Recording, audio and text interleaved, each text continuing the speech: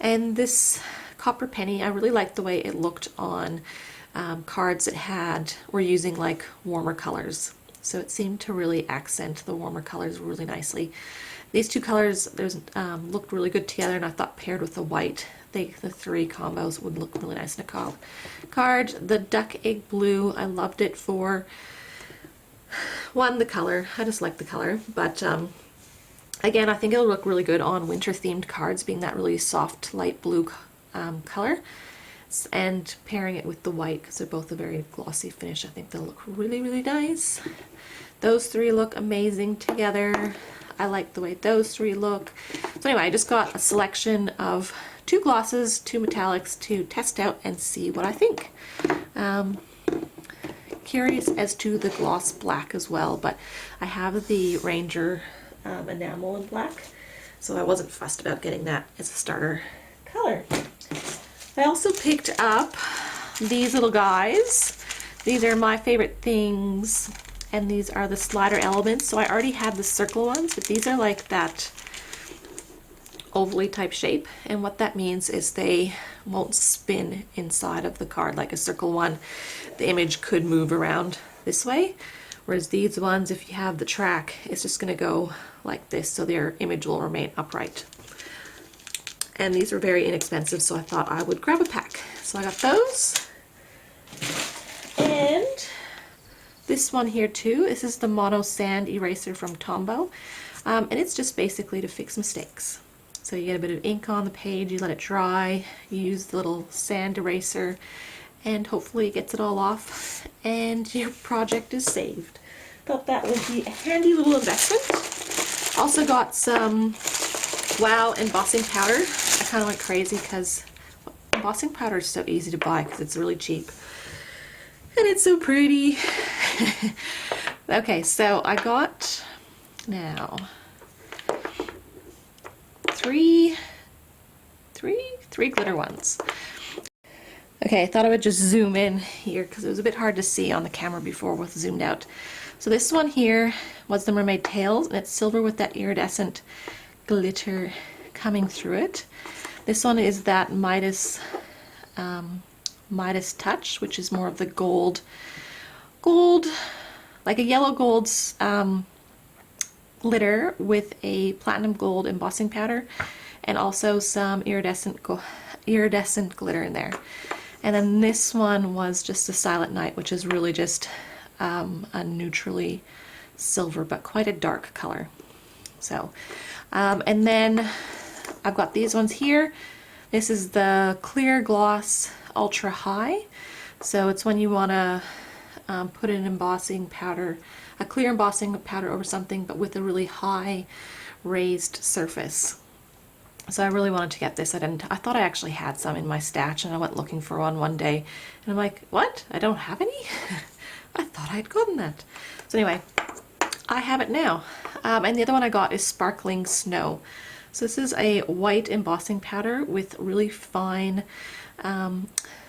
glitter through it. Has a little, the glitter kind of seems like it has a little bit of iridescence to it, but not as much as like this one here where you can definitely tell. So it's much more of a fine, clear glitter. So very, very pretty. Can't wait to play with them. Okay, so next up, I got one paper pad. It has been so long since I bought a paper pad, and I could not pass this one up. I've sort of stopped myself buying paper pads for a very long time because I'm just not going through them enough. I like to ink up my own backgrounds. So I've been trying very hard not to, but this one I could not pass up, this Lawn Fawn. It's the Perfectly Plaid Fall Collection. Give me a second, I'll cut it open. So I've just cut it open, and check out the awesome plaids. Of course, in a fall color theme. I really love this theme. I thought it would be, I don't know, really cool to die cut trees and stamps. And this die here by Lawn Fawn, it's got these little circle-y bits that you can sort of make the leaves out of to put behind these trees. I really thought that this paper would look stunning in those sorts of circumstances. It just, I don't know, I really like this color theme. I don't really have any other papers that sort of fit this sort of theme of card.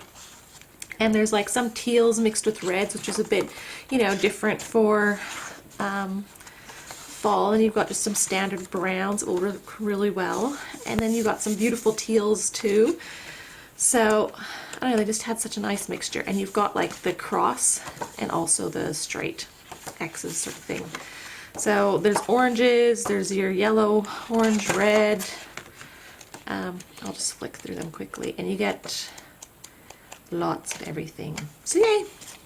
There's 36 sheets in here. It's their nice thick cardstock. So it's not like pattern paper, it's actually cardstock, so yay! And here's something that has been on the wish list since the beginning, like since my very first haul order. And it just sits there and I look at it, but then I don't love wooden blocks, but then I love this image, and then it misses the order, and I hope that someone else is going to come up with the background that's very similar to this, and no one has. So I finally give it up waiting for a cling mounted version or a clear version of this. And I got this for fall themed cards. I like that it can be wheat or grass, this image. Like it is a wooden block, but it's the rubber stamp. The official name is Silhouette Grass. And it's a Hero Arts stamp. It won't cover the full amount of the card. It is just over 4 inches wide. Sorry, I was just measuring it. So it probably would work on a vertical card, but not a horizontal one. So yeah, I really like the idea of having this stamped in the backgrounds. So either with, say, scattered straw on the background, so just like a off in the distance sort of thing. I also like the idea of stamping it with gold embossing powder, and even cutesifying it. I don't know if that's a word, but I just used it. But say use your little cute lawn fawn critters, you know, hanging out in the tall grass, your fairies and things like that. And this can be totally the background happening in your soft greens, all that sort of thing. I really thought that this would just be that perfect little accent to put on a card. Also think with the plaid paper, maybe more of a solid pattern, but using Versamark ink, which you can use as a watermark. Ink that just leaves a darker image on the paper would look really nice on, say, colored cardstock, just to stamp this with Versamark ink. So you leave like not an actual color down, but yeah, so I do have plenty of ideas. I had just not gotten this stamp because it's wood mounted, and it's not my favorite to have them wood mounted. I so far have only 4, all Hero Arts, all background stamps that are that are wood mounted. I did have one other one that was of an image, and I actually ripped it off the wooden block and cling mounted it instead. But for these backgroundy ones, I sort of just use them upside down when I do go to use them. So yes, so I got this one, and those are my ideas for it. One last boring thing was another pack of these storage sleeves for stamps, because I bought heaps of stamps recently. And sorry, this Says Stamp order is actually a part of their Stamptember. I got it on ordered on the 28th of September or something like that. So this whole order was a part of their Stamptember celebrations. But anyway, I knew I'd ordered quite a few stamp sets at this stage and thought I'd better get another pack. And I've used most of that pack because I've already started putting some stamps in there. I also got a few stencils. So I got a Dina Wakley stencil. At this stage I didn't realize that Dina would actually supply stencils to use during her class, and I just wanted to get a couple more of her stencils, but this one here reminds me of waves, and I've got a lot of mermaid or ocean type critters. I really wanted to use, I don't have a single stencil that resembles like waves, like not, yeah, just not waves. Maybe, you know, like those sorts of whatever, I don't even know what they're called. But anyway, nothing like this whole nice beautiful background wave sort of look.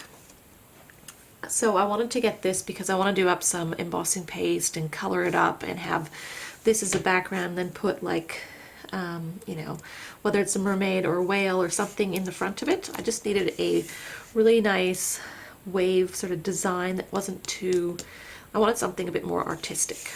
So I've gone with this one. I really like it because I can use small sections of it or large sections of it to fill a whole card. So I got this one, and it's actually called Mighty Wave. And then I picked up a Tim Holtz stencil as well. This one is birch. It's the larger stencil.